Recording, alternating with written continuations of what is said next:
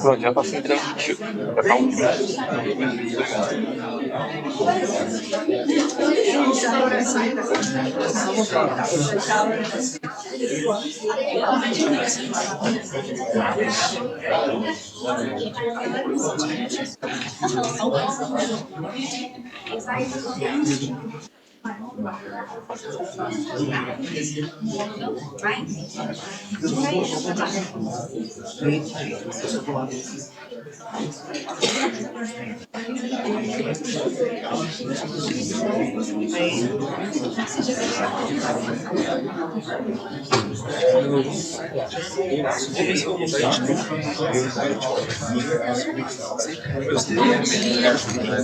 Beleza. Bom dia a todos os presentes.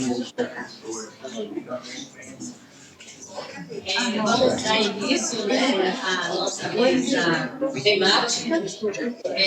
Eu gostaria de dar as boas-vindas a todos vocês que estão participando do colóquio, em especial as pessoas que vieram de longe, né? Tem gente aqui que veio aí, aqui, a gente pode aproveitar o momento e até falar de onde vieram, né?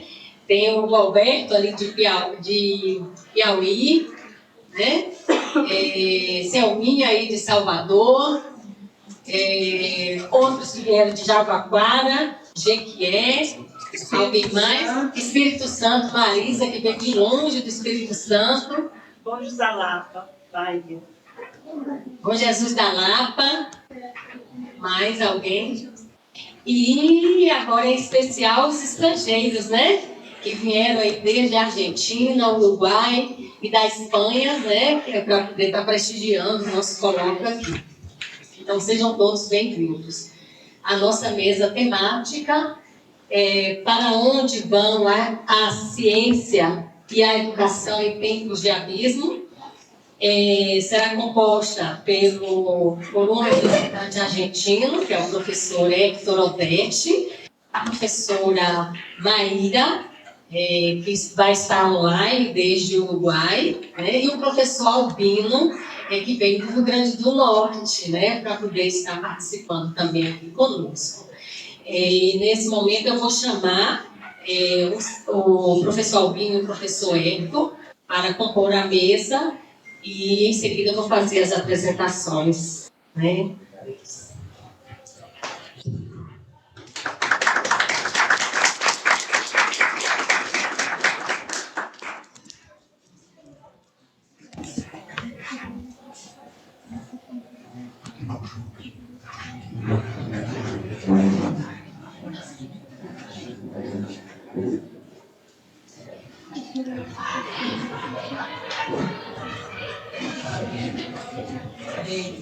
Para dar início, a gente vai passar a palavra para o professor Héctor Odetti, que vai iniciar com a sua fala.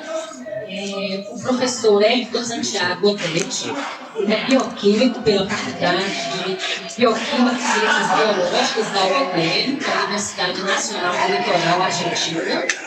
Possui especialização em docência universitária pela UNL, mestrado em Ciências de Gestão Ambiental e Desenvolvimento Urbano pelo Centro de Investigações Ambientais da Universidade Nacional de Mar del Plata. Possui suficiência investigativa pela Universidade de Santiago de Compostela, Espanha. E foi aí que nós mantivemos nosso primeiro contato em 2000, no ano 2001, por aí, 2001. É doutor em Ciências Biológicas pela Faculdade de Bioquímica e Ciências Biológicas da UNL. É professor titular com dedicação exclusiva no Departamento de Química Geral e Inorgânica da Faculdade de Bioquímica e Ciências Biológicas da UNL. Ele é diretor do Programa de Pós-Graduação em Educação em Ciências Experimentais na mesma faculdade em que o professor atua. É diretor do Programa de Ensino Pré-Universitário da UNL, coordenou vários projetos nacionais e internacionais, e aqui destacamos que em 2001, na ocasião do doutorado na Espanha, logo em seguida fizemos um projeto internacional com a Espanha, Argentina e Brasil, e depois nasceu um convênio com o Brasil e a Argentina, onde colocamos vários alunos da pós-graduação, do doutorado, mestrado e doutorado, em intercâmbio com a Argentina, pelo programa de memória, que é um dos programas que está apoiando a realização deste colóquio, e depois também com o programa de pós-graduação. Então, assim, o professor Hector já está conosco aí já há um bom tempo. Em 2009 começou aí esse desenvolvimento desses programas. Destacamos a sua coordenação e a coordenação atual no projeto Mercosul, com a Argentina, Uruguai e Brasil. Sua linha de pesquisa é a área de Educação em Ciências Experimentais. Recebeu o Prêmio Educação em Química 2015 por sua trajetória na área educativa no âmbito das Jornadas Nacionais, 10ª Jornadas Nacionais e 7ª Jornada Internacional de Ensino de Química Universitária, em Buenos Aires. Possui inúmeros trabalhos publicados em periódicos nacionais e internacionais. Professor, fique à vontade. A sua fala. Buen día. La verdad que es un gusto estar acá con todos ustedes. Gracias, Tania, por la presentación. Veo caras conocidas de algunos alumnos que han estado en Santa Fe haciendo una estancia en el doctorado en educación y que ahora están trabajando aquí en colegios en el estado de Bahía. Así que bueno, hay gente conocida de la Universidad de Santiago de Compostela, de España, y bueno, por supuesto, la gente de la UNILAR que nos está acompañando en este proyecto trinacional, digamos, Argentina, Uruguay y Brasil, Mercosur 2884. Bueno, la primera cuestión que quiero comentarles, bueno, además de agradecer, es reflexionar un poco en esto de esta conferencia que la titularon ¿Hacia dónde van las ciencias y la educación en tiempos de abismo? Entonces, la verdad que fue bastante desafiante poder empezar a plantear. Yo con formación de química, aunque hago educación, y hace años que vengo trabajando, esta cuestión del abismo. Voy a hablar en español, muy lentamente, cualquier cosa me dice. La próxima, por favor. Entonces, lo primero que quería conversar con ustedes es qué decimos o qué quería transmitir yo con la palabra abismo. Entonces, con abismo pensamos que nos referimos no solo a las profundas desigualdades sociales, las crisis políticas o el desmoronamiento sobre las verdades científicas de ciertos sectores de la sociedad, sino también a las brechas existenciales, que es una cuestión que a mí me gusta mucho, las brechas existenciales, morales y espirituales que parecen dividir a nuestra sociedad. Esto lo podemos describir, esta realidad, como las periferias existenciales. Es un término acuñado por el actual Papa, el Cardenal Bergoglio, en el momento que estaba en Argentina. en donde señala que esas periferias no solo son geográficas o económicas, sino también son espacios de exclusión y vulnerabilidad humana, donde las personas se sienten apartadas en redes de pertenencia y significado, y donde se experimenta la pérdida de sentido ante la complejidad del mundo moderno, que pasa en todas las sociedades, no solamente en las sociedades sudamericanas, en todas. Estos abismos pueden manifestarse en la desconexión entre el conocimiento científico, a la referida al conocimiento científico y educación, y las preocupaciones humanísticas, y la crisis existencial que genera una educación que no está alineada con los desafíos contemporáneos. Ahora bien, ¿qué tienen que ver las periferias existenciales con la ciencia y la educación? ¿Cómo afectan estas periferias existenciales al ámbito de las ciencias y la educación, especialmente en las disciplinas de las ciencias experimentales? Entonces, bueno, yo no voy a hacer un recorto de la bibliografía, sino que voy a hacer un comentario de los autores que yo estoy tomando a lo largo de esta ponencia. Entonces, voy a hacer en primer lugar un anclaje en un artículo de Guzmán Díaz que se llama El espíritu científico y un nuevo humanismo, el juego de la imaginación, la representación y la transformación del mundo, en la revista de Humanidades del Instituto Tecnológico de Monterrey.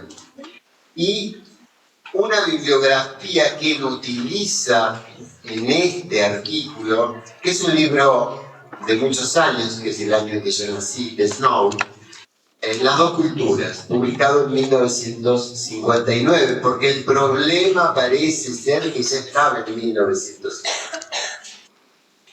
Una parte clave del discurso de Guzmán es la crítica a la disociación entre las ciencias y las humanidades, que también se refleja en la educación. La formación educativa actual tiende a especializar a los estudiantes en disciplinas específicas sin permitir una integración más amplia de los conocimientos. Esta es una de las causas fundamentales en los abismos en el conocimiento. En muchas sociedades, la ciencia, que una vez fue considerada la clave para el progreso y la mejora de la humanidad, ahora se encuentra cuestionada e ignorada en ciertos contextos, lo que profundiza las periferias existenciales. En un mundo donde la información es abundante, pero la sabiduría es escasa, la distancia entre el saber científico y las experiencias cotidianas de las personas se amplía cada vez más. Un ejemplo claro de esto lo vemos en los movimientos negacionistas, como por ejemplo los terraplanistas, el escepticismo ante el cambio climático o el rechazo a la vacunación, temas que tocan directamente áreas de la educación en ciencias experimentales. Guzmán Díaz menciona cómo la ciencia moderna ha evolucionado hacia la tecnociencia, en la que el conocimiento científico se utiliza como medio para fines comerciales o militares, que es lo peor. Siguiendo la línea argumentativa del artículo de Guzmán, la propuesta de una tercer cultura puede presentarse como una forma de superar estos abismos en la educación. Esta tercer cultura, que integra tanto la ciencia como las humanidades, puede ser un modelo para la educación más holística y conectada con los problemas del mundo real. Así, se puede plantear la educación como un espacio donde la ciencia no solo enseña a resolver problemas técnicos, sino que también invita a reflexionar sobre el sentido de la vida y el papel del ser humano en el cosmos. El nuevo humanismo, propuesto por Guzmán, que reconoce las virtudes tanto de la ciencia como de las humanidades, es fundamental para formar ciudadanos que puedan enfrentarse a los desafíos éticos, sociales y medioambientales que definen los tiempos de la vida. Por otra parte, Snow argumenta en su ensayo que los científicos, en 1959, que los científicos y los humanistas no solo hablaban lenguajes diferentes, sino que también tienen distintos modos de entender el mundo. Esta falta de comunicación entre estas dos culturas hace o impide abordar de manera integral los problemas complejos de la sociedad. La quinta, por favor. Avanzando hacia nuestro tiempo y tomando a Snow, podemos identificar varios abismos que reflejan y amplifican esto que nos decía Snow. El abismo tecnológico, los avances tecnológicos que han disparado exponencialmente, creando una brecha entre quienes desarrollan y entienden estas tecnologías y quienes no. Desigualdad de acceso, no todas las comunidades tienen acceso igualitario a la tecnología, lo que amplía las diferencias socioeconómicas y educativas. El abismo informativo con sobrecarga de información. La era digital nos ha inundado con información, pero no necesariamente con conocimiento o sabiduría. Desinformación y posverdad, la propagación de noticias falsas y la manipulación de información han erosionado la confianza en las instituciones y en el conocimiento científico. El abismo educativo con currículum desactualizado, que después vamos a trabajar, a repensar un poco eso. Muchos sistemas educativos no han evolucionado al ritmo de los cambios sociales y tecnológicos.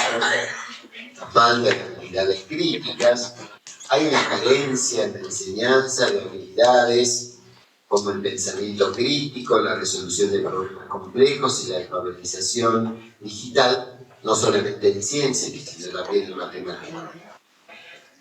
Inspirados en la visión de Snow, debemos promover una educación que no vea a las ciencias y a las humanidades como campos opuestos, sino como complementarios.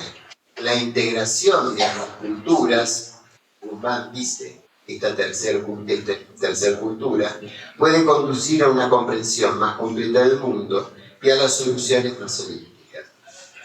Por otra parte, la 6, también leí algo, no todo, de Yuval Noah Harari, que es otro autor, que en su libro Homo Deus, nos presenta una visión provocadora sobre el mundo de la humanidad, donde la ciencia y la tecnología no solo dominan, sino que prometen transformaciones radicales que cambiarán la naturaleza misma del ser humano. Sin embargo, también advierte sobre los peligros de crear una nueva élite biotecnológica que podría dejar a grandes sectores de la población al margen del desarrollo científico y educativo, generando lo que él llama una clase inútil.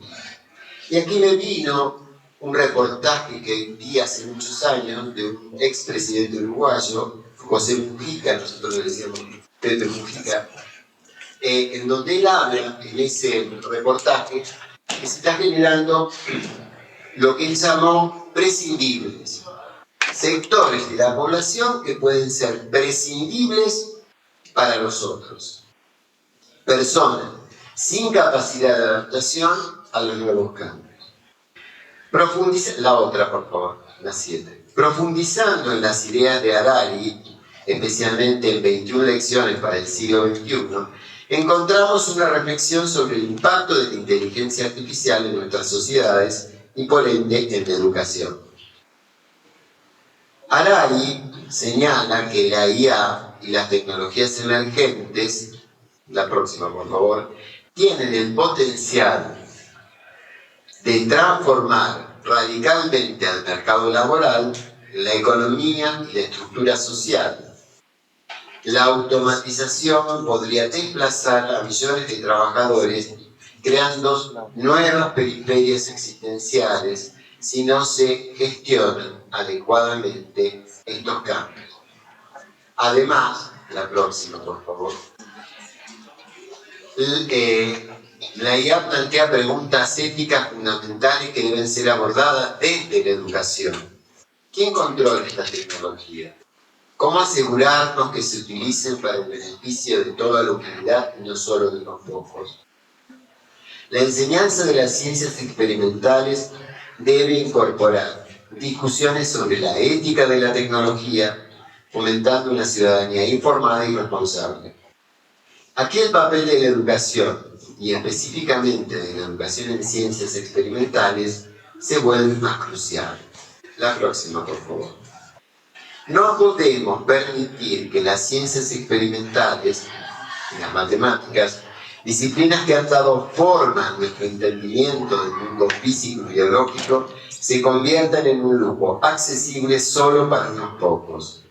Debemos resistir o acompañar, tratar de que la tendencia de no desviar el enfoque educativo hacia la tecnocracia sin alma, hacia la eficiencia sin ética o hacia un progreso que no esté acompañado de inclusión y justicia.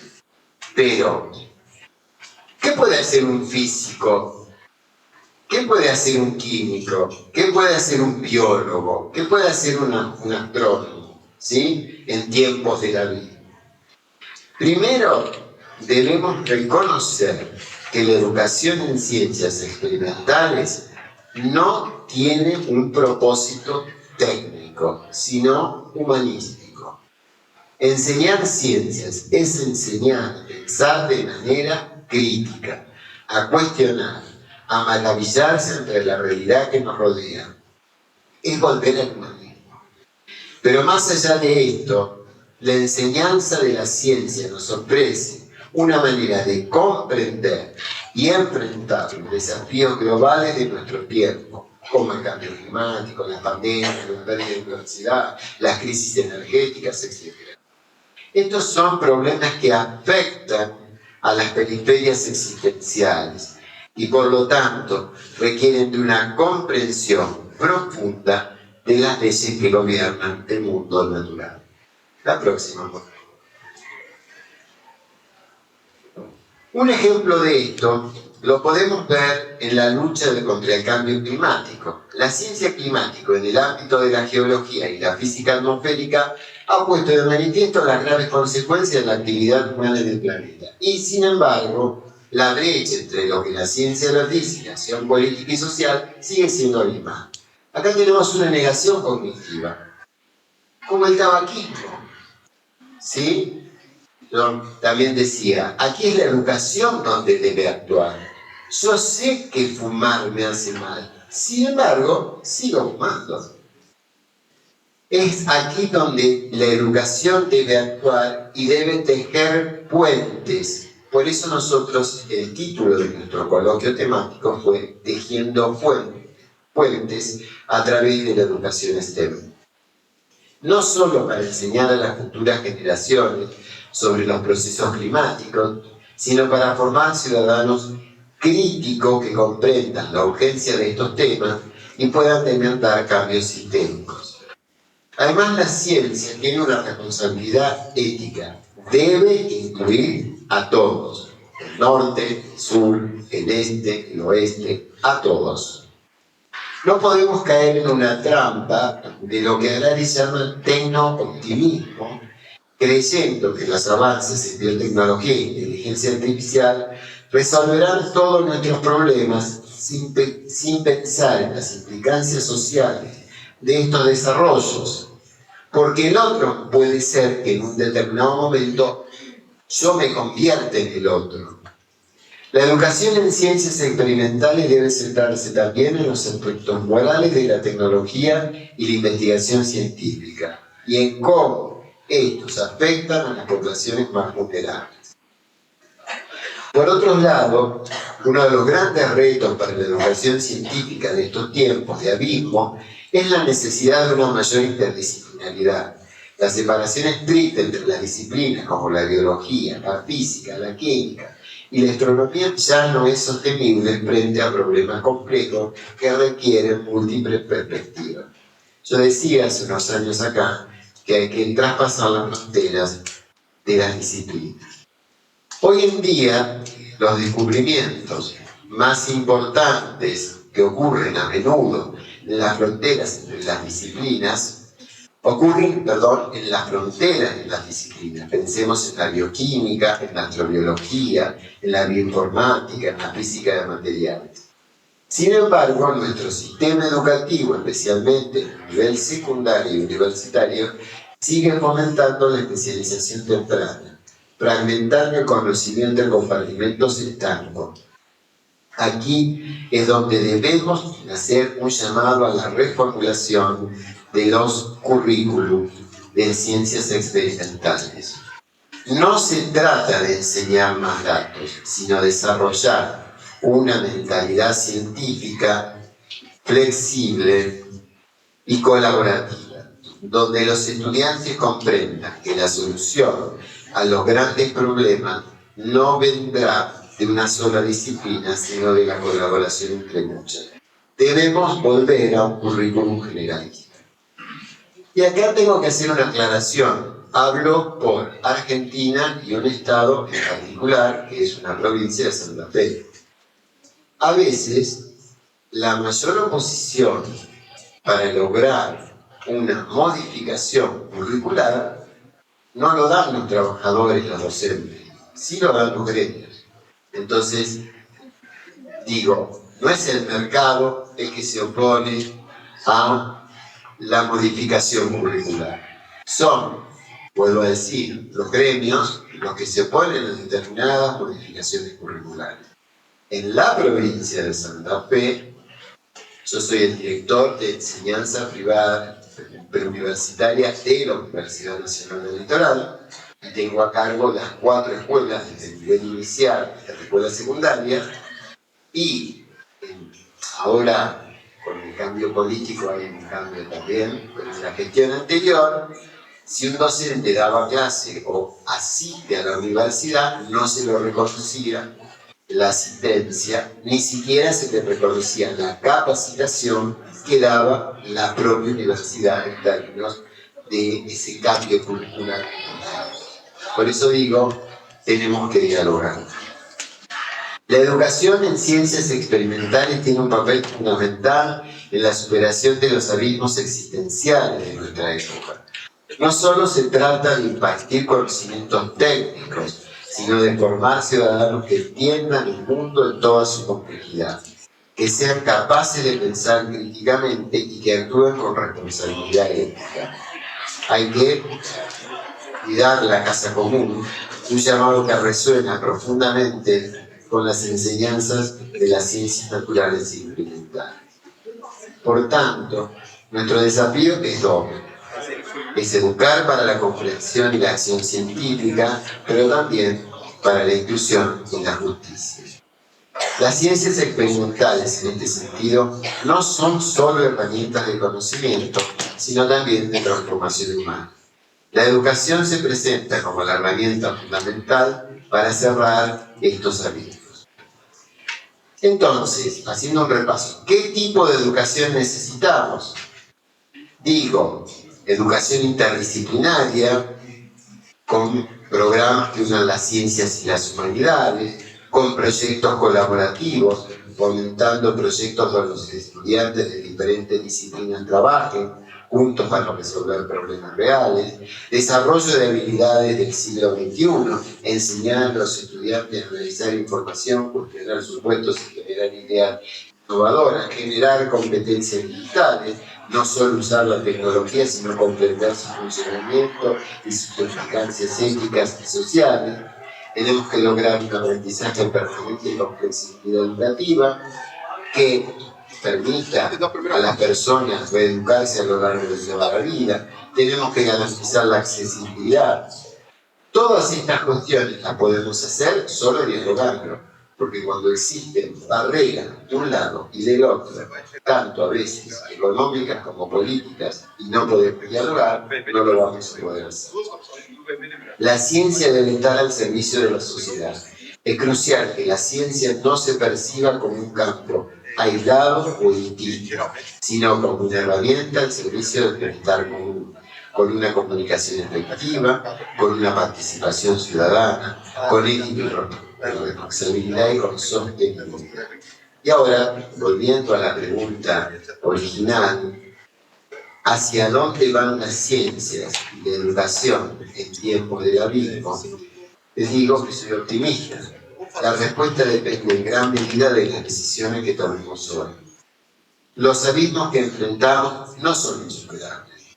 Siguiendo la visión de Snow, podemos aspirar a una cultura unificada del conocimiento, donde las barreras entre las disciplinas se difunden y donde la educación, empodera a las personas para enfrentar los desafíos del siglo XXI. Los invito a todos a reflexionar sobre nuestro papel en este proceso como educadores, científicos, comerciantes, empresarios, estudiantes o simplemente ciudadanos.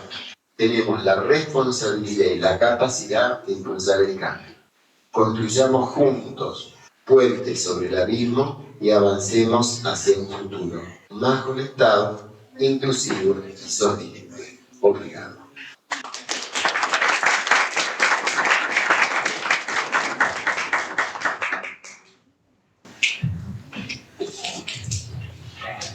Muito obrigada. A gente vai agora passar a palavra para o professor Albino, né, para que até que a gente descanse a mente no espanhol com o português um pouquinho, né, e depois a gente volta para falar um pouquinho de novo em espanhol, né.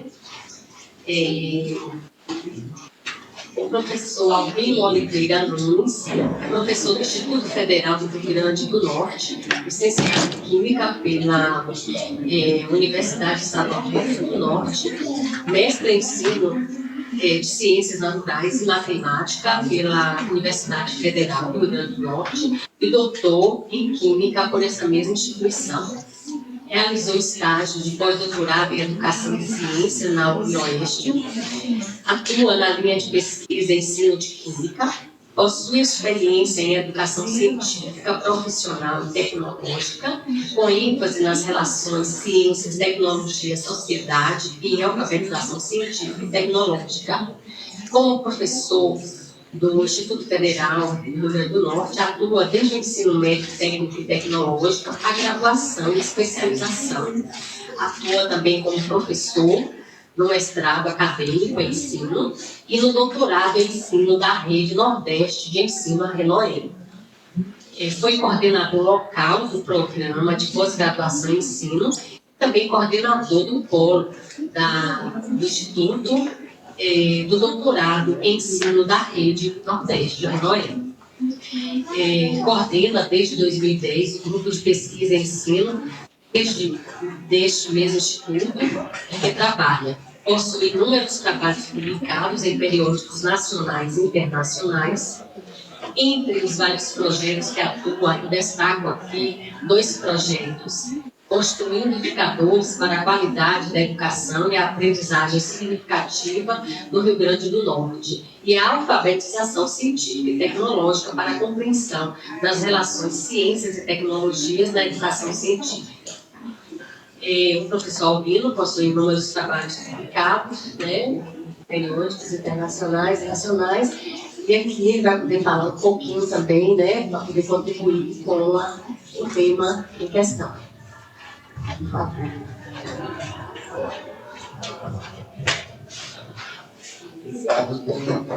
Professor Hector, inicialmente gostaria de agradecer a todos e a todas que estão aqui presentes e nos ouvem, né? Agradecer o convite para falar um pouco sobre um tema que me parece muito oportuno, né? Quando eu recebi o tema, eu pensei de uma forma.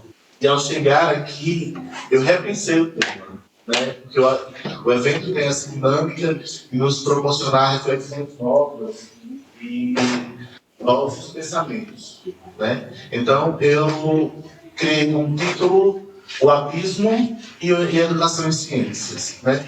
Para onde vamos? Nessa perspectiva da proposta da mesa.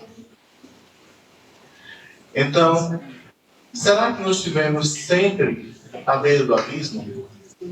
A história da humanidade é a história da resistência, da luta, da sobrevivência.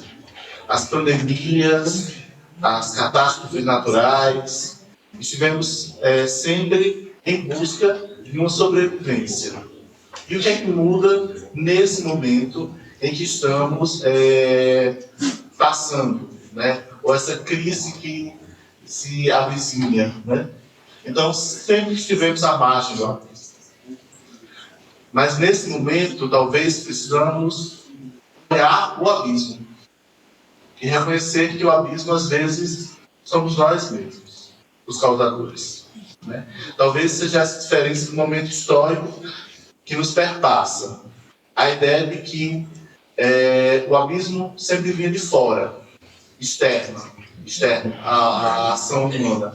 E agora, o abismo que se avizinha é uma ação direta do homem sobre a natureza e sobre a própria humanidade.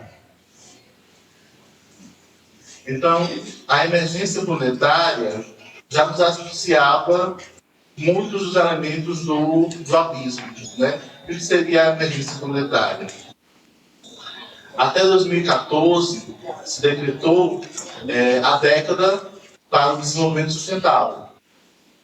E muito se trabalhou na educação em ciências na perspectiva de fazer frente aos desafios da emergência planetária, que é caracterizada por uma série de crises simultâneas da humanidade.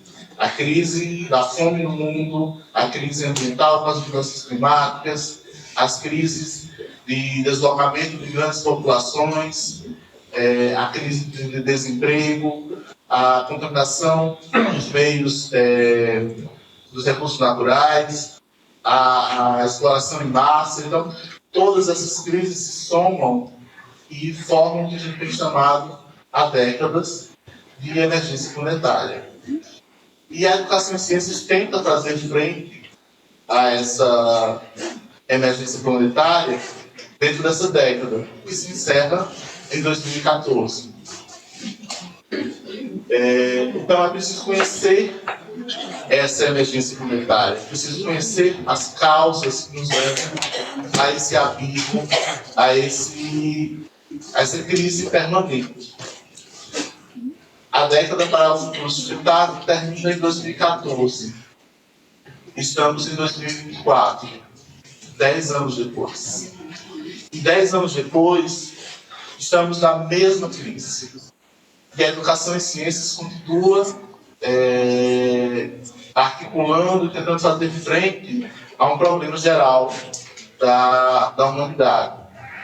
E como a gente consegue fazer frente a esse problema que não é só nosso, mas ele faz parte do problema e, portanto, da solução possível, nessa perspectiva? Primeiro, o papel de anunciarmos a própria catástrofe, né? Assim como a Cassandra da mitologia grega, que vislumbra a tragédia e anuncia, e muitos não acreditam. Os educadores em ciência têm passado por esse papel na atualidade.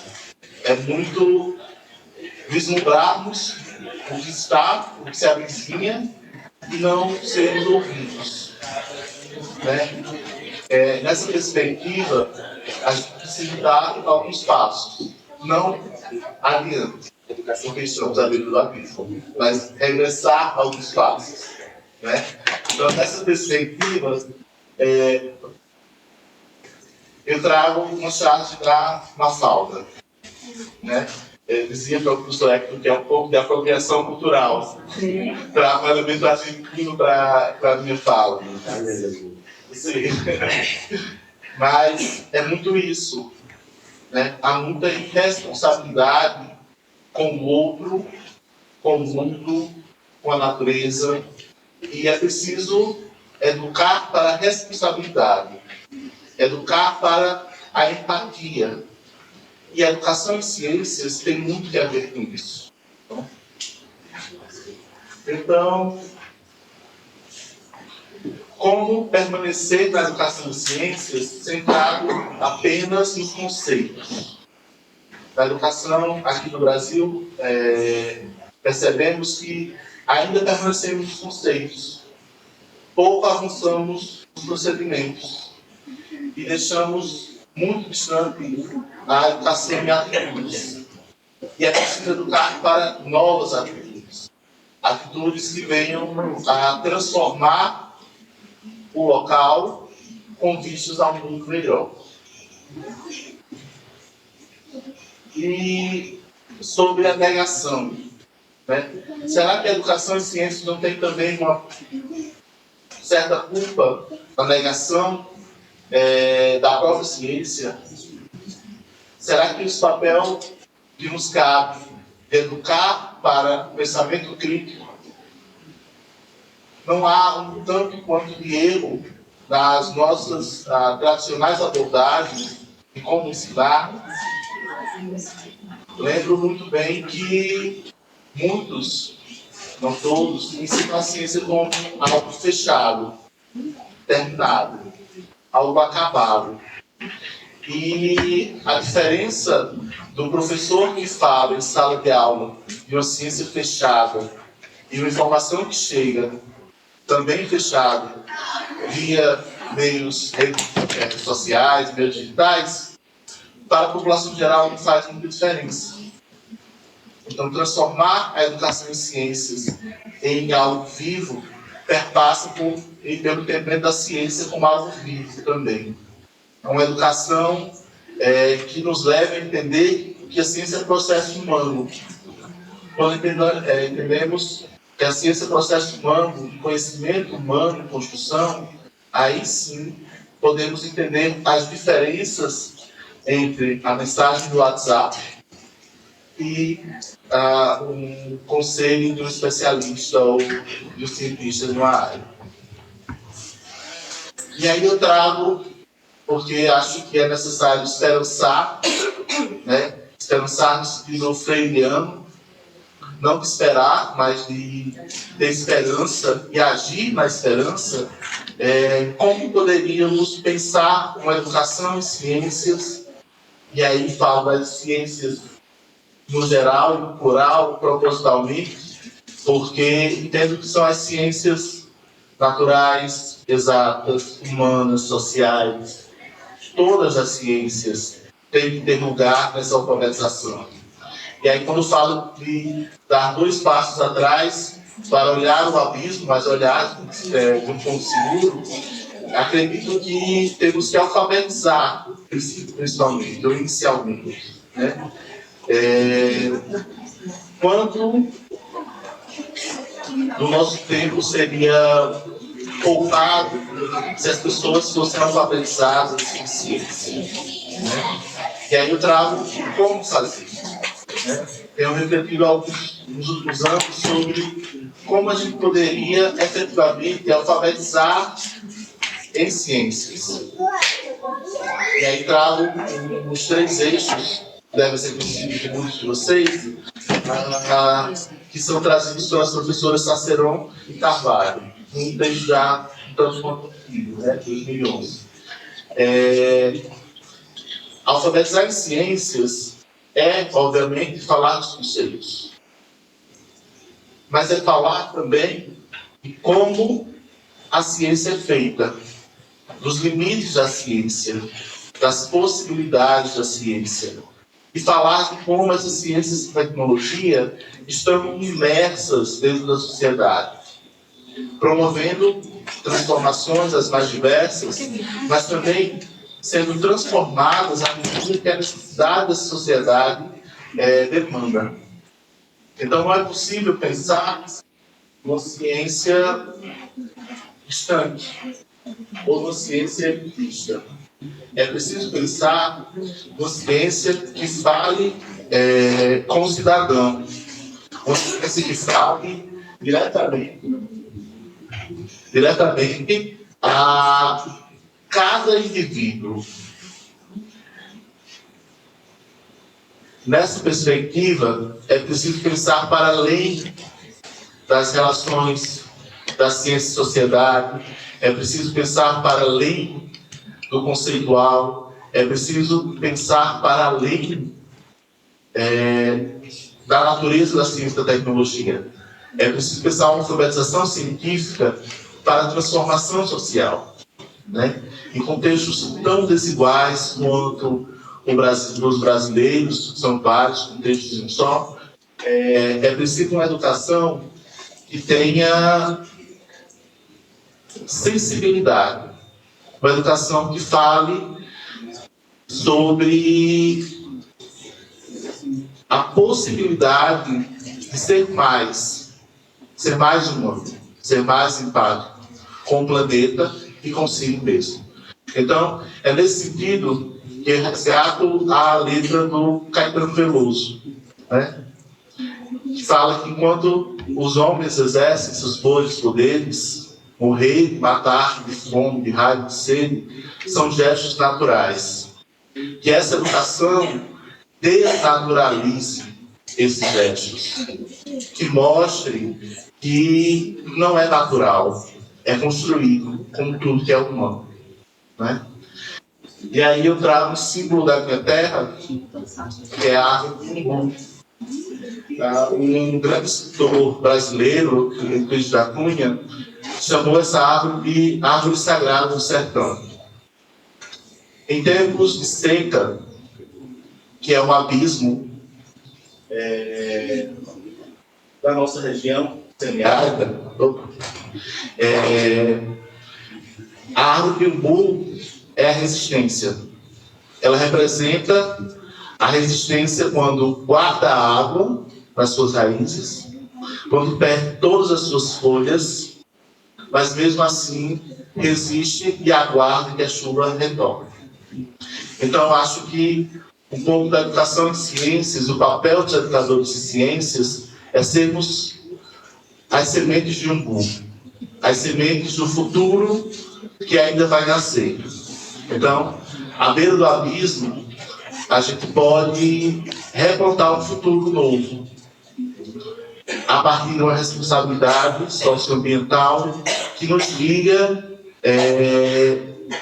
que a gente pode entender melhor o ser humano a partir das suas construções de ciência e tecnologia, né? Por fim, trago um verso de um poema, também sobre o umbu, que fala que a gente vai plantar um novo futuro, né?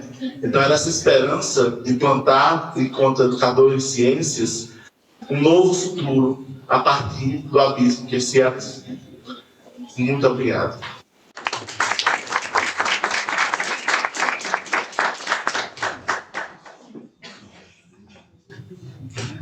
Bom, nesse momento a gente vai estar passando a palavra para a professora que está online, a professora Maíra. Eu vou breve apresentação da professora Maíra aqui, enquanto os técnicos estão ali.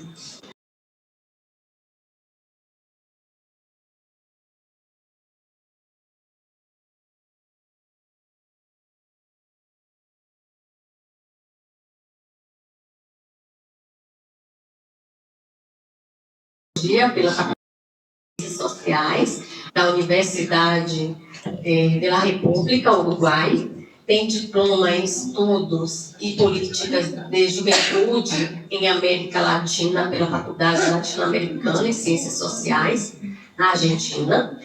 Possui mestrado em Gestão Educativa pela Universidade de Forte, Uruguai, e doutorado em Ciências Sociais, opção Sociologia pela Universidade da República Uruguai. Atualmente é professora adjunto efetivo com dedicação exclusiva na Universidade da República, no núcleo de estudos interdisciplinares sobre sociedade, educação e fronteira, o CENUR Noroeste.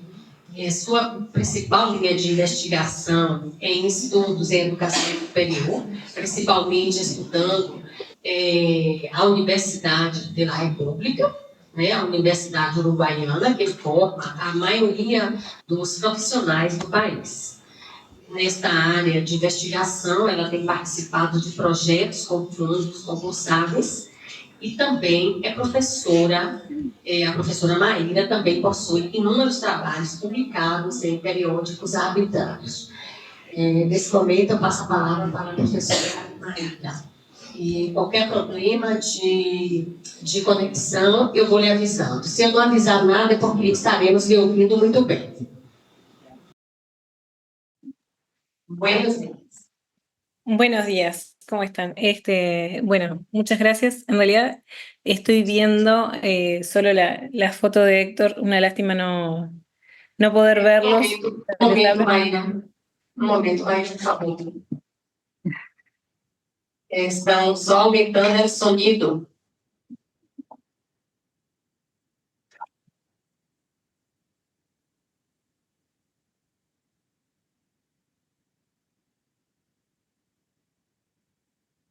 Pode empezar agora para ver. ¿Qué? Perdón, Tania. Sim, um momento. Sí.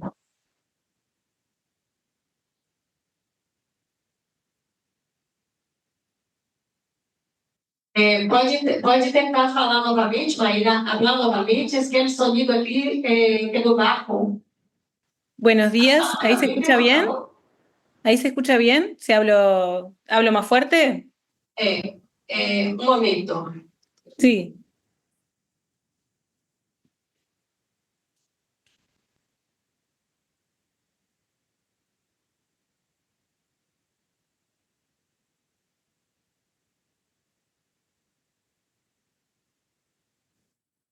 Ahora, pode tentar novamente? Hola, ¿ahí sí? ¿Se escucha? Não, aún não. Mais um momentito, por favor. Sim. Se a gente coloca o microfone aí. Sim? Um momento, Maíra.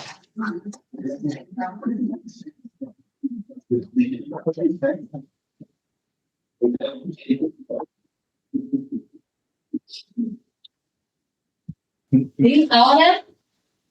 Hola, ¿ahí sí? Aún não. Nuevamente, por favor. Hola, ¿ahí se escucha bien?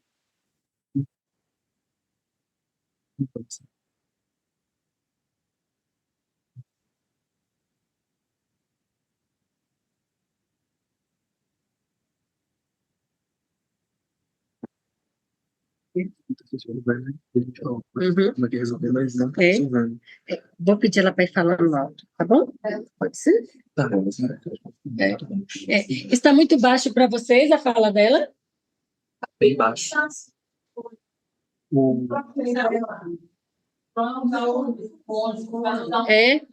A ver. Oi, Eduardo. Você acha que sim? Sua transmissão tá saindo o som dela? Vou botar a transmissão dela aqui. Vou botar a transmissão. Não vai sair, não vai adiantar. Releva. Maíra, e se tu tentasse poner um fone de ouvido para ver se sale melhor acá? Bueno, sí. Peraí. Pronto, gente. Projetor também tem? É porque dá pra sair. Ah, sim. ¿Ahí se escucha mejor? Eu fiz o que falou, né? Um momentito, Maíra.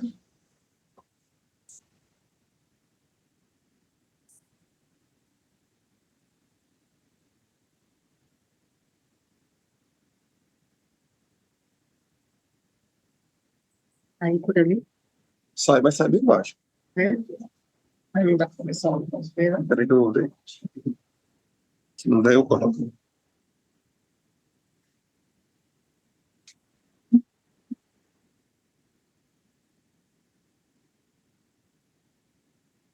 Deixa ela falar para ver. Intente falar novamente. Sí, hola, buenos días. Então, siga Aí. bajo. Sigue bajo. Pero só um minuto.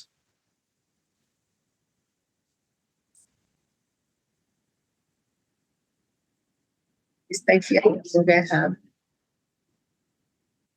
Ahora intentar nuevamente. Sí, buenos días.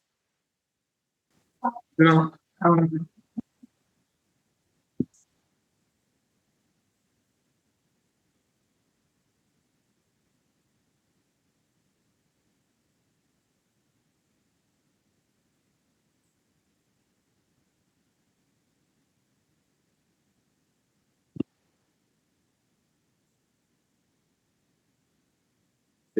Ahora, nuevamente. Buenos días. Uhum. No, aún no.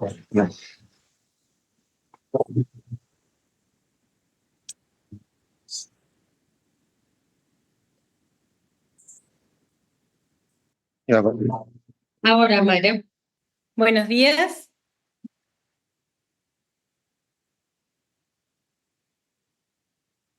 Buenos días.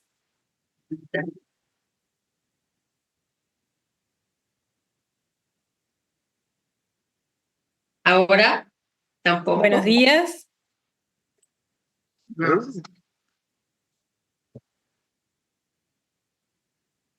Ahora. Buenos días.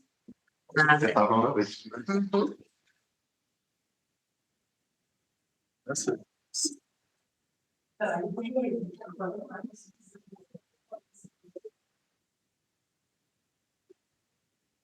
Esta é uma brecha. É uma brecha tecnológica. Pede ela. É uma brecha tecnológica. Pede ela pra ver.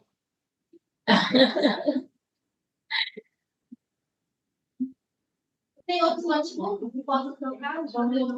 Tem notebook, mas não é o notebook, não fala de Não novo. é, não é o notebook. Não é. Mas se ela quiser, eu posso tentar. Vai, fala de novo. Pede pra ela fazer. É Mayra novamente. Buenos días. Novamente. Nada. Buenos días. Nada. Nada.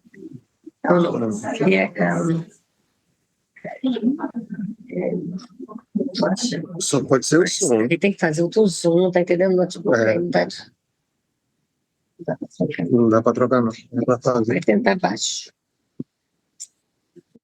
Vamos tentar ver se a gente consegue escutar qualquer coisa, né?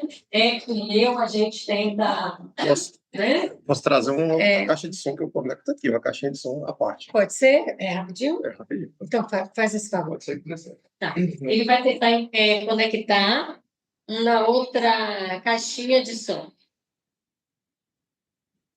Vai buscar ali um recurso na caixinha desse som.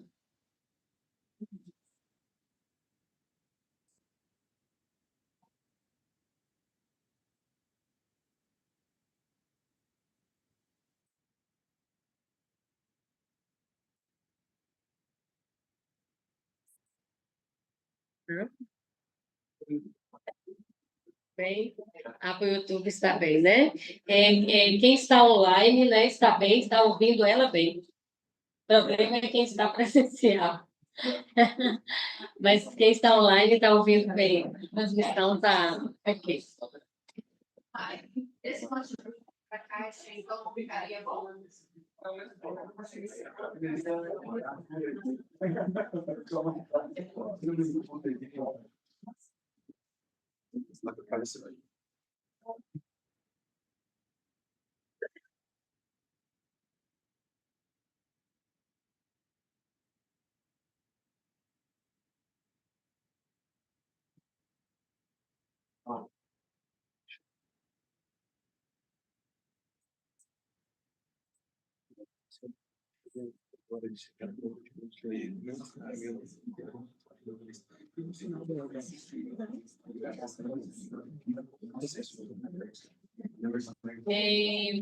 O rapaz ainda passando a lista de presença, viu? Porque alguns chegaram depois, então aqueles que já assinaram não necessitam assinar novamente. Né?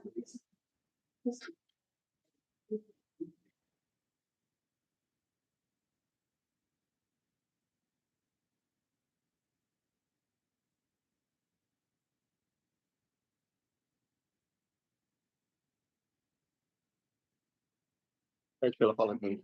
Mayra, abre novamente. Buen día, buenos días, Não tá em Não. buenos não. días.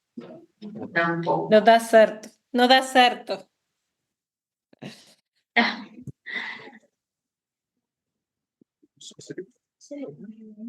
bueno, Mayra. Bueno, A Héctor, transmissão está bem. teníamos el plan B era que Héctor pudiera tal vez pasar la presentación que Sim, ¿sí? sim. A ver. No. Eso a la reunión. Sí, Nos mantenemos con claro. Hola. Fala pela fala comigo. Sí, te escucho, Héctor. ¿Vos me escuchás? Bueno, vamos Sí. a hacer transmisión por WhatsApp. Sí, pode ser. ¿Por Sí. WhatsApp? Bueno, Queria que você deixasse. Y vamos a hacer una cosa, vamos a hacer una transmisión del teléfono por WhatsApp. bueno, A ver, bien. habla. Pede pela Hola. fala. Habla. Hola, ¿me escuchás? Hola, ¿te escucho? A ver. Te escucho, te escucho. Pede pela fala. Fale novamente, pedi. Hola, ¿podés hablar, Mayra? Hola, sí, te escucho bien. Não nos. Vai. Yo te escucho A bien. função dela lá cortou. Aí agora já lá.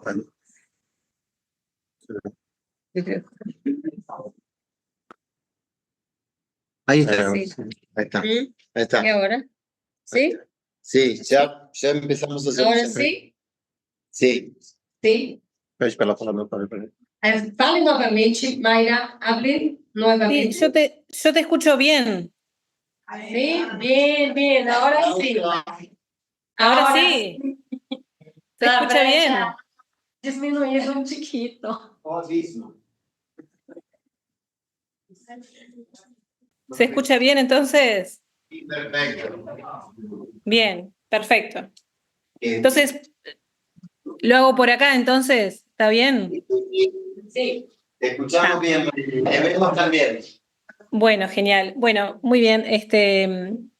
Bueno, primero que nada, agradecer la invitación. La idea era que yo estuviera presencialmente, pero bueno, tengo 6 meses de embarazo gemelar y el ginecólogo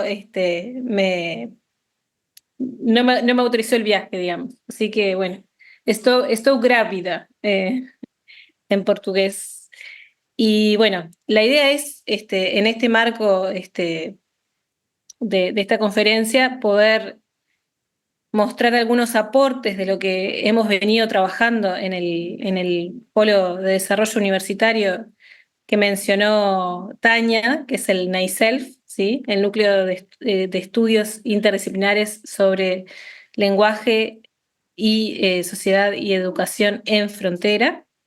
Entonces, bien, paso a pasarles la presentación.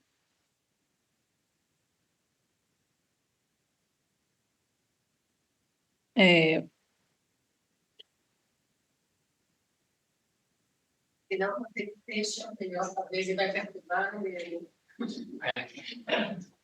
¿se escucha bien ahí? Y si necesitan más, que vaya más lento. Perdón que yo vivo en la frontera con Brasil hace 9 años y todavía no sé hablar portugués. Se escucha perfecto y se ve perfecto. Bien, primero les quería compartir una cita bueno, ¿por qué estudiar la educación superior en el marco del abismo? Y bueno, acá hay una cita de UNESCO que me parece muy bueno para entenderlo, que es: en ningún otro momento de la historia ha sido más importante que ahora la inversión en los estudios superiores, por su condición de fuerza primordial para la construcción de sociedades del conocimiento integradoras y diversas y para fomentar la investigación, la innovación y la creatividad. El acceso es un objetivo necesario pero no suficiente de una política de equidad. En los últimos años se han realizado ingentes esfuerzos a fin de mejorar el acceso y garantizar la calidad. Este empeño debe continuar, pero el acceso por sí solo no es suficiente. Será preciso hacer mucho más. Hay que llevar a cabo esfuerzos para lograr que los educandos obtengan buenos resultados. Al ampliar el acceso a la educación superior, debe de tratar de alcanzar simultáneamente los objetivos de equidad, pertinencia y calidad. La equidad no es únicamente una cuestión de acceso. El objetivo debe ser la participación y conclusión con éxito de los estudios, al tiempo que la garantía del bienestar del alumno. Este empeño debe abarcar el adecuado apoyo económico y educativo para los estudiantes que proceden de comunidades pobres y marginadas.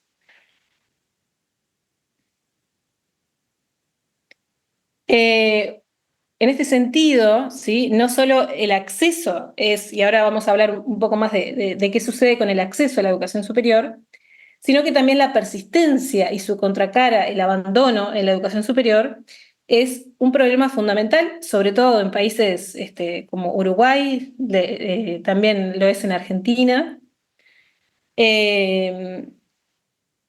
Y este abandono se da fuertemente en los primeros años. En los 2 primeros años de cursado, el abandono que tienen los estudiantes es muy fuerte, y de eso habla Vicent Tinto, un referente en esta temática de la persistencia educativa, que sugiere que durante el periodo de transición el abandono es más frecuente al culminar el primer año y antes de pensar el segundo. Y en su teoría, esto se debe principalmente a la integración académica y social de los estudiantes, ¿sí? Son aquellos estudiantes que se integran a la vida universitaria los que logran avanzar y persistir. Y para el caso uruguayo, Fernández y Cardoso en 2014 muestran que entre el primer y el segundo año de matriculación en el nivel, un 29,4% de los estudiantes inscriptos dejan la carrera elegida. De estos, 18,2% migran a otros programas o instituciones, en tanto que el 11% se desafilian de nivel. ¿Sí? Es decir, más de la cuarta parte de los estudiantes dejan la carrera que eligen en el primer año.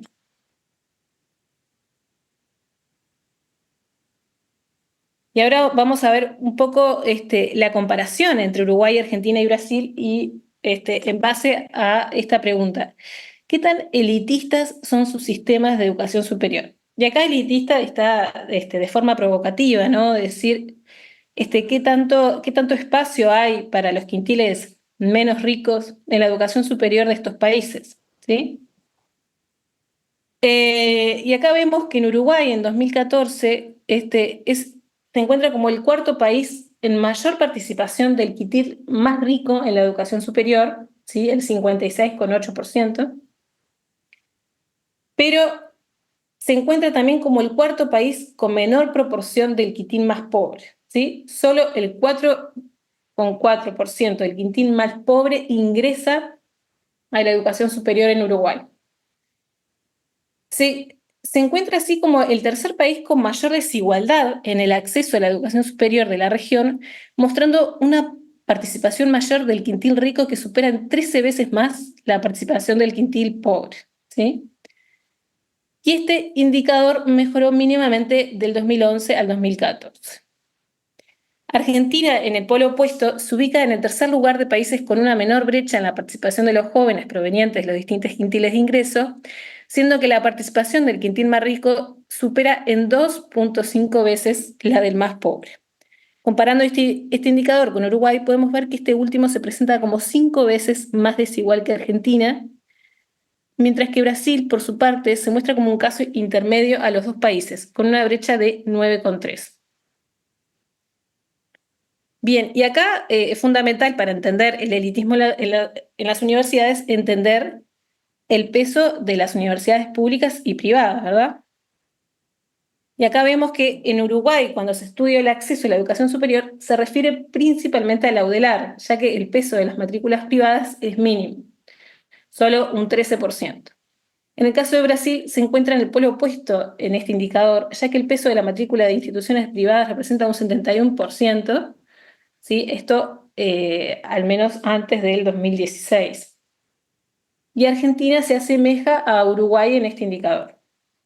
En Argentina y en Uruguay las universidades públicas contienen a la mayoría de los estudiantes universitarios y no presentan casi barreras al ingreso, ¿sí? O sea, no presentan cupos, muchas de ellas, no presentan costos de matrícula ni prueba de ingreso, ¿no? La mayoría de ellas. Entonces, de esta manera, el único requisito es culminar el nivel educativo medio. Esto a veces puede variar en algunas carreras, puede que presenten alguna prueba, pero en general son universidades que no tienen barreras al ingreso.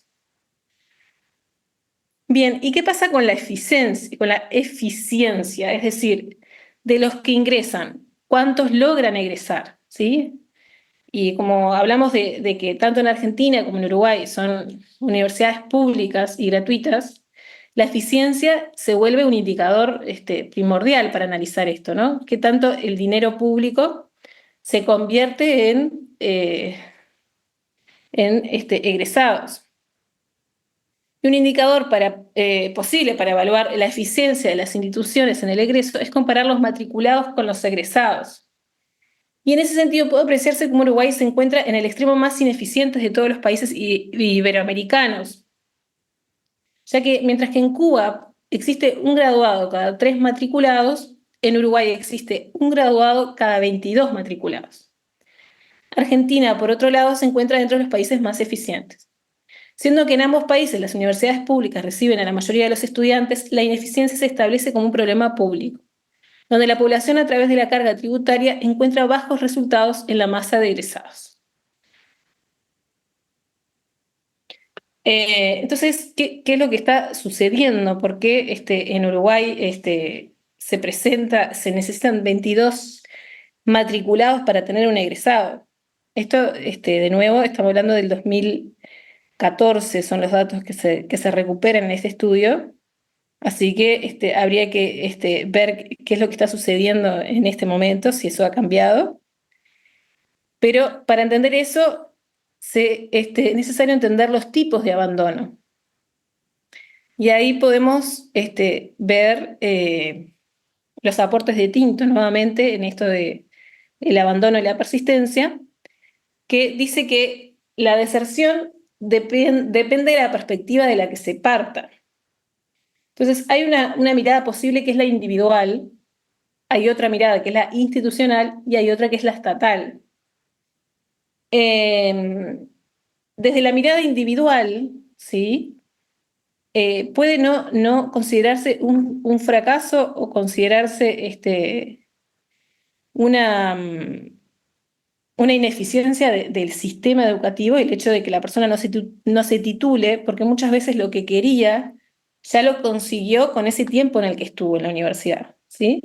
Muchas veces, sobre todo en la universidad uruguaya, la intención no es necesariamente graduarse, sino poder adquirir conocimientos sobre distintos campos que les son llamativos, y de esa manera el abandono no necesariamente es un fracaso para el estudiante, ¿sí?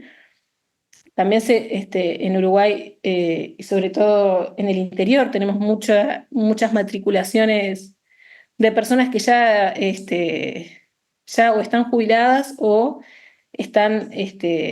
o son mayores y por lo tanto no necesariamente se proyectan trabajando de esa profesión, ¿sí?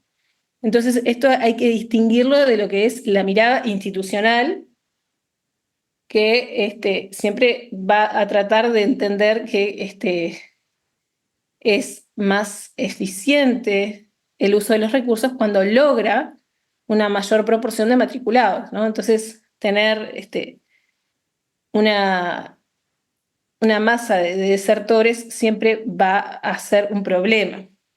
Y lo mismo sucede si se mira desde la mirada estatal, desde el país, ¿sí? Si el país está invirtiendo en tantos recursos en que las personas se formen, es lógico pensar que el objetivo es que esas personas se egresen, ¿sí? Ahora bien, entre los estudiantes que no abandonan, los persistentes, pueden distinguirse una heterogeneidad sustantiva de otras situaciones. Entonces, profundizar en la tipologización y en la explicación de las diferencias en la persistencia en Uruguay debería ser, y es en nuestro equipo, un objetivo de investigación, ¿sí? Entender que no hay solo un tipo de estudiante, ¿sí? Universitario, hay muchos tipos de estudiantes y cada uno tiene razones para persistir y para abandonar que son diferentes y por lo tanto eso ayuda a entender el problema en su complejidad. Entonces, bueno, algunos resultados de los trabajos que llevamos adelante en el estudio de las desigualdades en las persistencias. La persistencia en los primeros años, el éxito académico en el primer año y la elección de la carrera en la UDELAR están influenciados por factores de desigualdad educativa, ¿sí? Como el género, ¿sí? Las mujeres tienen más chances tanto de ingresar como de persistir. La edad, las personas que comienzan la carrera a los 18 años, a la edad de una trayectoria normativa, una trayectoria esperada, es decir, cuando salen de la educación media, también tienen más posibilidades de persistir. El estatus de la ocupación del hogar del origen, ¿sí? Lo que son los hijos de los profesionales, ¿sí? Los herederos en términos de Bourdieu, también tienen más chances de persistir. Ser generación de primer ingreso, y esto es la contracara de lo anterior, ¿no? La educación, el nivel educativo de los padres también influyen en esto. El departamento de residencia, ¿sí? Hoy en día, si bien se ha apostado mucho desde el 2007 a la descentralización de la UDELAR, que es una universidad que se encontraba enteramente en Montevideo, hoy en día se puede encontrar en distintos lugares del interior distintas carreras que se pueden hacer, pero esta oferta educativa varía en el territorio y es mucho más restrictiva con lo que es la oferta educativa en Montevideo, ¿no? Entonces, esto también genera diferencias tanto en el ingreso como en la persistencia en los distintos departamentos del país. Haber transitado eventos de transición a la adultez, ¿sí? Como trabajar y tener hijos, esto genera también menos posibilidades de seguir persistiendo. Y haber asistido a instituciones privadas y tener una trayectoria normativa, es decir, no haber repetido en ningún año y haber ido a una institución educativa privada, también te da mayores ventajas de poder tener mayor persistencia y tener mayor éxito educativo, porque hemos hecho distintos estudios en éxito educativo y lo vemos como la aprobación, el porcentaje de aprobación semestre a semestre y también el promedio de notas, y la persistencia lo vemos como el volverse a inscribir el siguiente año o rendir una actividad el siguiente año. Y acá es muy necesario retomar el concepto de los estudiantes generación de primer ingreso, ¿sí? Después me cuentan cómo se dice en portugués, que estos estudiantes son aquellos que sus padres no son profesionales y que es la primera vez en una familia que ingresan estudiantes a la universidad. Y esto es fundamental, este concepto es fundamental para entender lo que es la movilidad social desde el punto de vista educativo, ¿sí? Son los estudiantes mutantes desde la teoría de la reproducción. ¿Qué es esto de estudiantes mutantes? En Los herederos, es un libro muy reconocido de Bourdieu, se sientan las bases de lo que va a ser mucho después también el estudio de la relación entre lo que los padres llegaron a alcanzar a nivel educativo y lo que los hijos logran alcanzar. Y por eso los herederos son los hijos de los profesionales que heredan un capital cultural que les permite ingresar y persistir y graduarse en una carrera universitaria con mayor facilidad a quien no es heredero. Pero el peso de los no herederos, o sea, de la generación de primer ingreso en Uruguay, ha aumentado mucho los últimos años. Y esto lo remarco porque si bien hablábamos de, bueno, de los quintiles de ingreso y de cómo Uruguay parece ser una universidad bastante elitista, en realidad la generación de primer ingreso acá viene a cambiar un poco ese panorama, ¿sí? Y acá entender también que el gran filtro en Uruguay se produce en la educación media, ¿sí? Son muchos los estudiantes que no terminan la educación media. Ha aumentado la cifra. Nosotros estábamos hace unos años, 1 de cada 3 terminaba la educación media, ahora son casi la mitad, ¿sí? Pero igual sigue siendo terminar la educación media un obstáculo muy grande para los hogares más pobres, ¿sí? Pero el hecho de que haya aumentado mucho la representación de las estudiantes de generación de primer ingreso en la UDELAR es una señal de una mayor democratización de la universidad, ¿sí?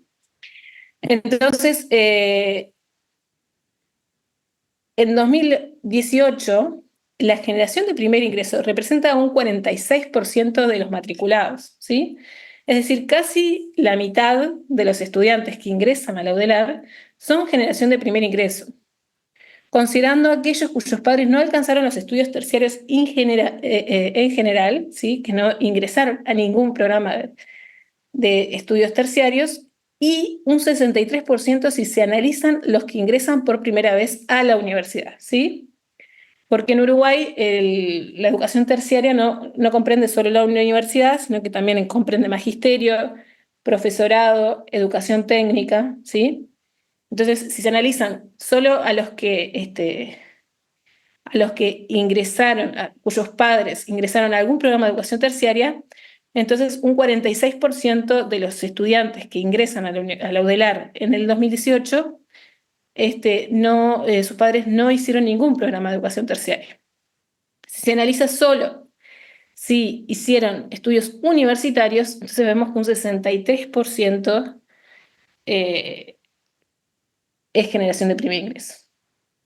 Esta presencia cada vez mayor de este tipo de estudiantes puede ser un indicador de movilidad social y además implica mayor heterogeneidad en las experiencias y percepciones que se tienen en los primeros años de cursado. La categoría de generación de primer ingreso, sin embargo, ha estado ausente o marginalmente considerada en los trabajos realizados en Uruguay sobre la temática. Y acá no es solo en Uruguay, ¿sí? La generación de primer ingreso como categoría analítica ha estado bastante ausente de distintos estudios a nivel internacional, pero consideramos que es un concepto que deberíamos retomar, ya que es un buen indicador de movilidad social. Bien, ¿y qué pasa con las disciplinas STEM? ¿Sí? Las disciplinas STEM, que son aquellas disciplinas de ciencia, tecnología, ingeniería y matemática, ¿sí? Hay diversas formas en las que se ha definido las disciplinas STEM, ¿sí? Pero básicamente eso es lo que significa sus siglas en inglés. Bien, lo que realizamos algunos estudios de si habían algunas diferencias en esos factores de desigualdad que les mencionamos hace un ratito con respecto a ingresar y a persistir en carreras dentro de la UDELAR, y notamos que en las disciplinas STEM se enfatizan estas desigualdades, ¿sí? Pero hay una en especial que cambia de sentido. Nos decíamos que, si analizábamos todas las carreras, las mujeres tenían más chance de ingresar a la universidad y de persistir en la universidad. Lo que vemos cuando se analiza carreras STEM es que las mujeres tienen un éxito menor en estas carreras, lo cual llama la atención porque justamente una cosa es que las demás variables lo que hacen es tener una relación más fuerte con la explicación del éxito en cuanto a calificaciones, en cuanto a persistencia, pero el género se invierte esta relación y pasan de las mujeres de ser las que tienen una mayor ventaja a ser las que tienen una mayor desventaja. ¿Y por qué sucede esto? Esto está un poco relacionado con la ponencia que vieron ayer, pero quería retomar esta idea. Las mujeres muestran desventajas con respecto a los varones en dos momentos de la trayectoria educativa en disciplinas STEM, en el acceso y en la persistencia. Y esta brecha va aumentando a medida que aumentan los niveles educativos, ¿sí? Es una brecha que podemos ver desde primaria, pero ya en la universidad esta brecha se hace más profunda. Las actividades que se realizan en la infancia para acercar a los niños y las niñas a la ciencia se dan más en el caso de los varones y eso genera que los varones sientan una mayor curiosidad por este tipo de áreas, ¿sí? Y también sientan que la autoeficacia acá es importantísimo, de que las mujeres sienten desde la infancia que no tienen la misma habilidad para estas carreras, para estas disciplinas, que los varones. Y de esa manera van eligiendo menos participar en estas disciplinas y cuando lo hacen con menor autoconfianza. Esto es de algunos estudios de la UNESCO y hay otros estudios que dicen lo mismo. Entonces, las mujeres representan solo el 35% de todos los matriculados en el mundo en materias STEM, ¿sí? Es este nivel educativo donde se presenta menor presencia de mujeres en las disciplinas ingeniería, manufactura, construcción, ciencias naturales, matemáticas, estadísticas y tecnologías de la información y la comunicación. De acuerdo a este mismo informe, existen diferencias a nivel regional y por país, lo que sugiere que existan características contextuales que acentúan o disminuyen la brecha entre hombres y mujeres, ¿sí? Entonces, este informe nos muestra cómo si bien existe esa brecha entre hombres y mujeres en las carreras STEM, el contexto de cada país acentúa o disminuye esta brecha, ¿sí? Así vemos cómo en países europeos y en Estados Unidos la brecha es mayor que en América Latina, ¿sí? Y eso me resulta muy interesante para que sigamos profundizando qué es lo que sucede en estos sistemas educativos. Una de las razones que pueden estar acá jugando es que al tener sistemas educativos más abiertos en algunos países de América Latina, ¿sí? Como les contaba recién, que no tienen cupos al ingreso, que son la matrícula, el ingreso es gratuito, y no tienen prueba de admisión en muchos de estos países que tienen buenos porcentajes. Tal vez la falta de autoconfianza de la mujer para estas disciplinas no acarrea un costo tan alto. Es decir, si tienen la percepción de que van a fracasar en estas disciplinas, por lo menos no va con un costo que sea demasiado alto como para no arriesgarse a hacerlo, ¿sí? Entonces, bueno, pensar que este tipo de sistemas educativos también favorece a que haya una mayor igualdad en este sentido.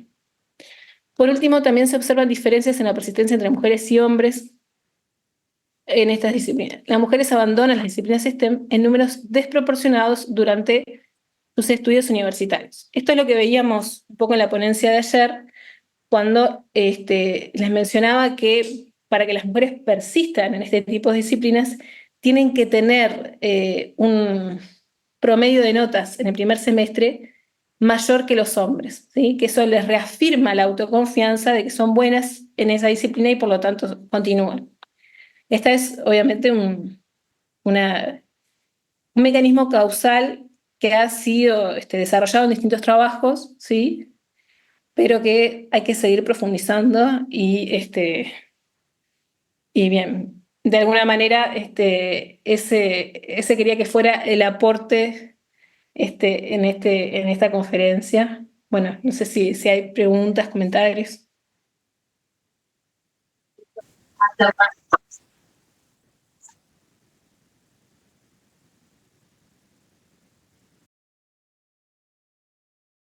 Trouxe um pouco a temática aí, né, da STEAM, né, da área das ciências, tecnologia, engenharia e matemática e arte, né?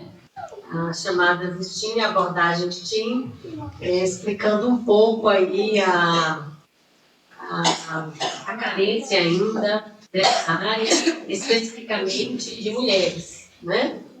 E aí ela comentou aí sobre a questão dos alunos com o primeiro ingresso, né, na família, ou seja, na família nunca houve ninguém que fez algum estudo universitário. Então, o que ela chama de primeiro ingresso, isso é a oportunidade, né, primeira pessoa da família e toda a geração da família a fazer um curso no ensino superior.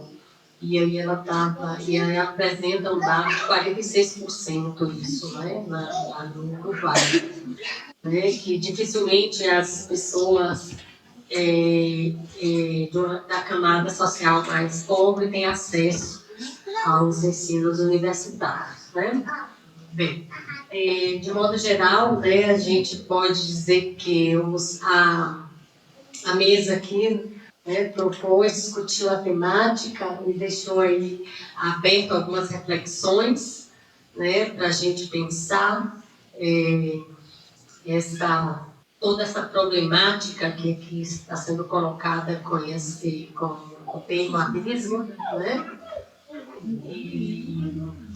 E a mesa lançou luz aí a tentarmos, né, resolver, né, vamos botar esse resolver assim, porque eles esperançaram aqui, usando aí a metáfora da árvore, do umbu, né, toda essa questão da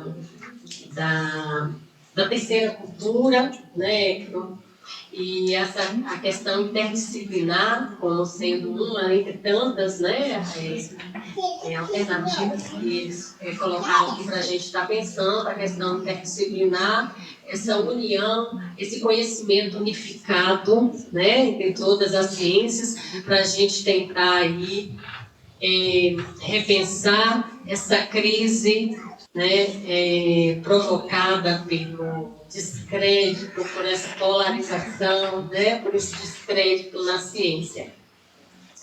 Então, assim, ontem Hector, né, o professor Albino, pontuaram no nosso GT, na apresentação de duas pessoas em particular, que foi Nadinha e Eliane, duas jovens, né, de 22, 23 anos, né, a idade de uma 22, a outra 23 anos, né, que apontou assim, veio trazer, digamos, uma esperança e não aquela questão, não há solução para isso. Há sim, né, temos que, há chances ainda, né, há chances e devemos sim acreditar nessa unificação desse conhecimento, é uma possibilidade, né? É uma possibilidade para a gente estar pensando. E aí eu coloco aqui, né, a mesa, né, o debate aí, deixo a palavra aí franqueada para quem quiser fazer alguma intervenção, alguma colocação a respeito do que foi discutido aqui.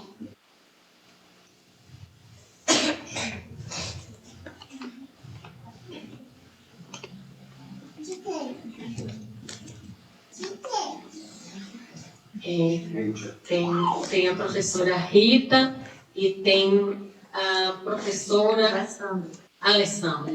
Desculpa, Alessandra, esqueci o nome novamente. Pode levar aqui, professora Rita.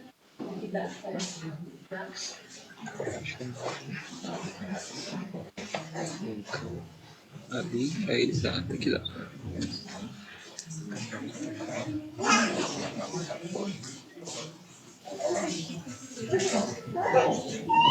Obrigada. Eu gostaria, sou professora da Universidade de Santiago de Compostela, sou filósofa. Eu gostaria de comentar os dados que agora, ao final, estava pondo sobre a mesa a professora de Uruguai sobre as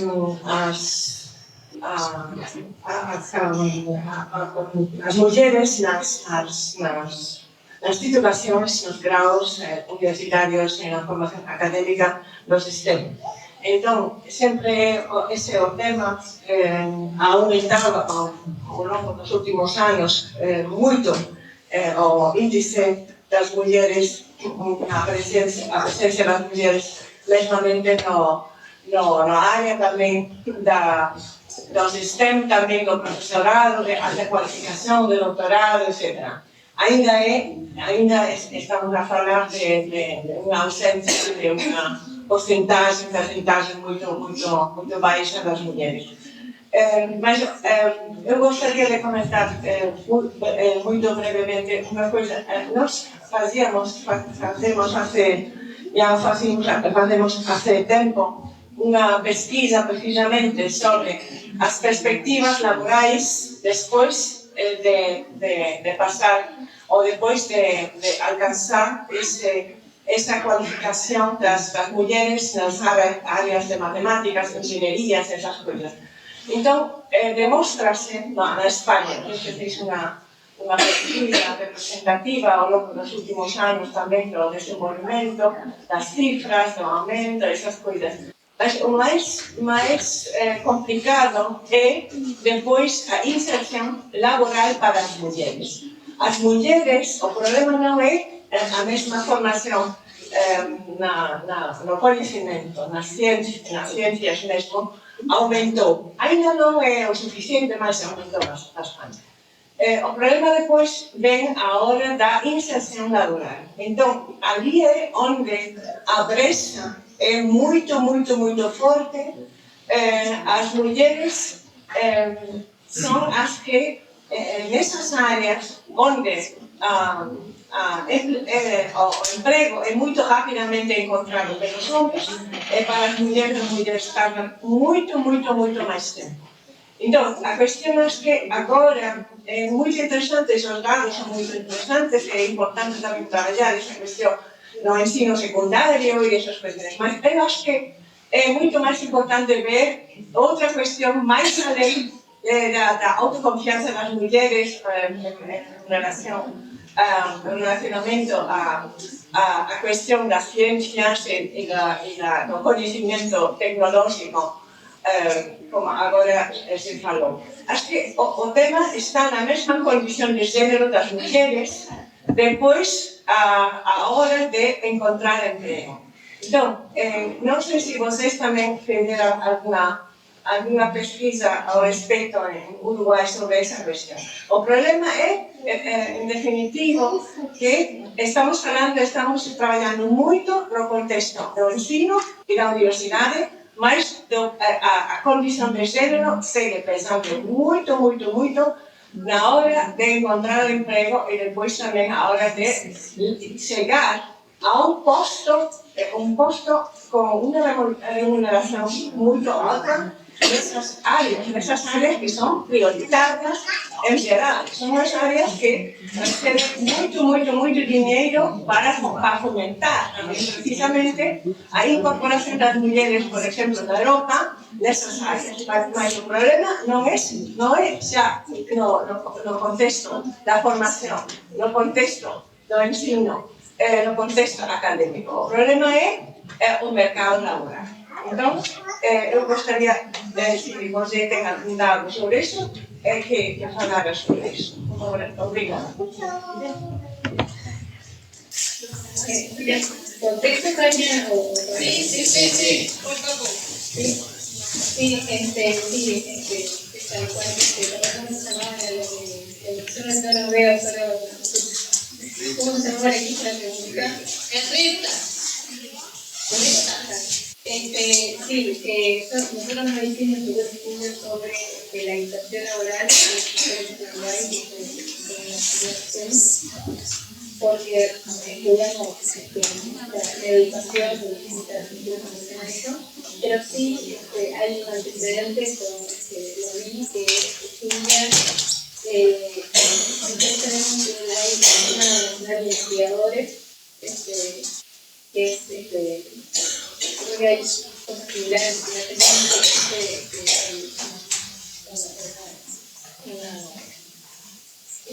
una cuestión similar en los investigadores. Que ahí, cuando se ve por disciplinas STEM, son muchos menos las mujeres, y también se ve en los cargos docentes altos en general, y sobre todo cuando se analiza en disciplinas STEM. Entonces sí hay un grupo de investigadoras de la UDELAR que hizo un trabajo sobre eso, y sí se notan las diferencias. Por eso aclarar que se notan las diferencias en todas las áreas, los niveles más altos, tanto del SNI como de los grados docentes, son están más ocupados por hombres, ¿sí? Pero si lo vemos por disciplinas STEM, es aún mayor la diferencia. Eso es un tema que se viene hablando bastante en la UDELAR, pero también hay que tener en cuenta el tema generacional, ¿no? Porque cuando analizamos grados docentes grados 5, estamos hablando de a veces carreras que se hicieron hace unos cuantos años, ¿no? Hay un tema de la edad de las personas que ocupan esos cargos y de las trayectorias y de cómo funcionaba antes la sociedad, que también desdibuja un poco esto de qué es lo que sucede actualmente, ¿sí? No sé si se entiende lo que quiero decir. Habría que verlo, habría que ver distintas edades y cómo van teniendo distintas trayectorias académicas, a ver qué tanto sigue pesando el género en estas disciplinas.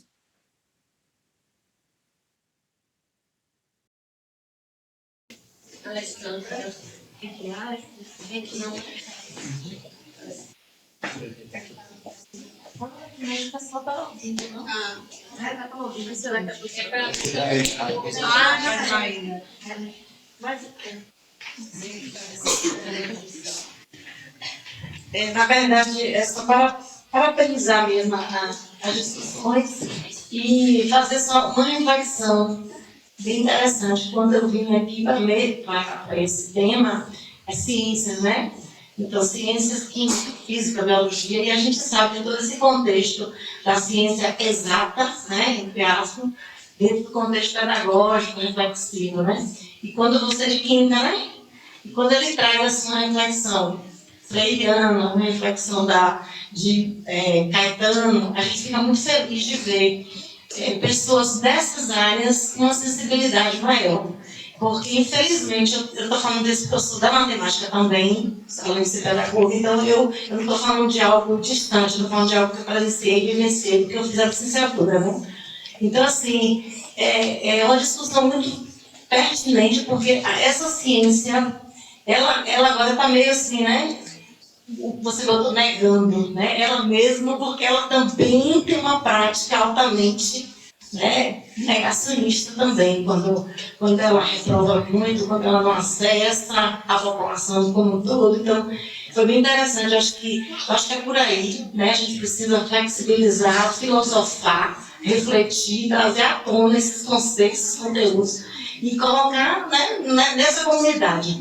E eu estava me perguntando, nesse tempo de pandemia, a gente viu a própria ciência se negando quando o próprio médico, né, trazia outras referências de esses remédios aí para a própria pandemia. Então, assim, foi uma luta da ciência contra a ciência, de pessoas inseridas no contexto de ciência, de pesquisa, que a gente confiava, e agora está dizendo assim, poxa, essa pessoa não confia mais, não é mesmo isso? Então a população está meio perdida. Eu digo isso porque quando a gente se encontra com pessoas, por exemplo, da roça, né? Esse dia eu estava conversando com um senhor bem simples, e ele trazia, a gente vai acreditar em quem? Porque o doutor, né, foi para a universidade, falou, e agora o mesmo doutor também fala contra o outro doutor. Então, assim, ele disse, como é que eu vou fazer agora? As pessoas que eu acreditava, eu não acredito mais. E aí você fazer essa reflexão e conseguir fazer esse diálogo com essa pessoa é complicado. Eu acho que o grande segredo do conhecimento é quando você consegue chegar lá e fazer esse outro entender, cara. Né? Então, assim, parabéns pelas discussões e é por aí, né? A questão de vocês.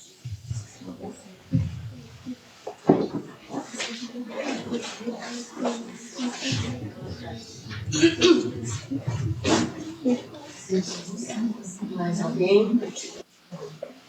Cadê uma reflexão? Então, assim, né, deve-se dar uma resumida, não foi colocado aqui, né? Uma resumida, não que a resumida seria muito simples, mas, assim, que a gente possa refletir sobre o tema, né, em questão, né? O caminho da ciência e da educação em tempos de abismo é um desafio para a gente reinventar novamente. A gente precisa, assim, né, se reinventar. Né? Existe, e para isso, nessa reinvenção, existe um compromisso, né? Um compromisso de responsabilidade, né? É um compromisso nessa reinvenção, um novo ser humano, né? Um novo humanismo, como Hector colocou aqui, né? Esse novo humanismo que integra o conhecimento e a justiça social. É a justiça social. E, ao mesmo tempo, também que promova uma cidadania ética, né? Ética e ativa. Esse é o rumo possível, né?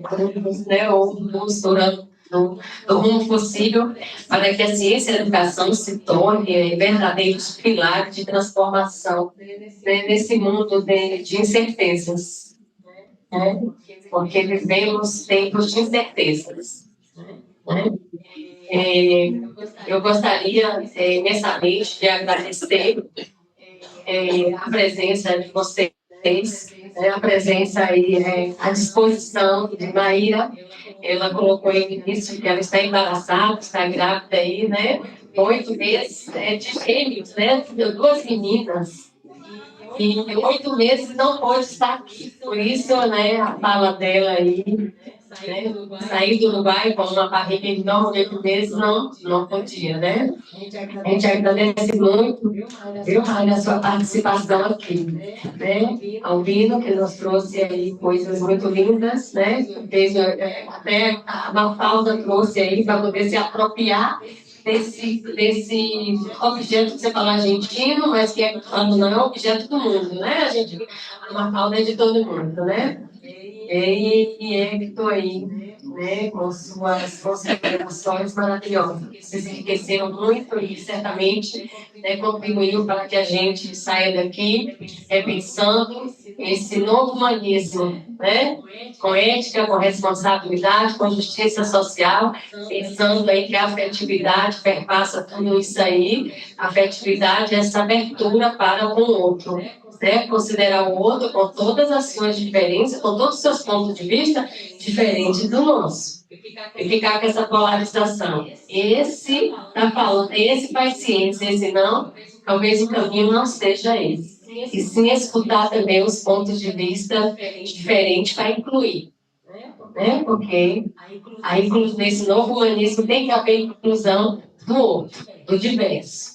Né? Não nos apegarmos aí só no nosso ponto de vista ou em uma única teoria. Estamos abertos às novas propostas teóricas, novas categorias teóricas, né, André? Pensarmos em novas categorias teóricas para tentar responder essa tanta problemática que nos planteia, né? Está aí. Bom, então, muito obrigada. E meus parabéns para vocês. Obrigado. Obrigada, obrigada.